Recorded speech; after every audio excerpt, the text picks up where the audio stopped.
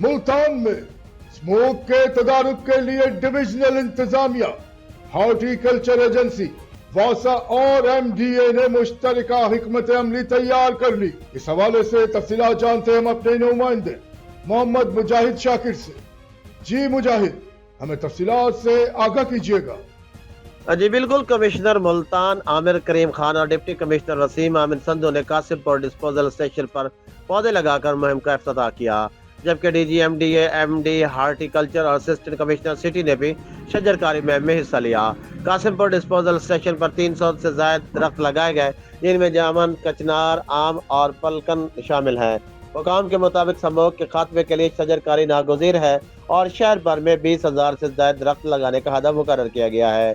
Green belts और पार्कों में स्मोक तदारक के लिए छिड़काव भी जारी है, जबकि दीगर डिस्पोजल स्टेशन पर भी शजरकारी के लिए जामिया हिकमत अमली तैयार कर ली गई है। कैमरामैन दानिश तैमूर के साथ मुजाहिद शाकिर सरगना, bureau chief, Faiz news network, Multan division. बहुत शुक्रिया मुजाहिद, हमें तफसीलात से आगाह करने के लिए। मजीद खबरें और अपडेट्स जानने के लिए देखते रहिए Faiz news network. Faiz news, Faiz सबके लिए।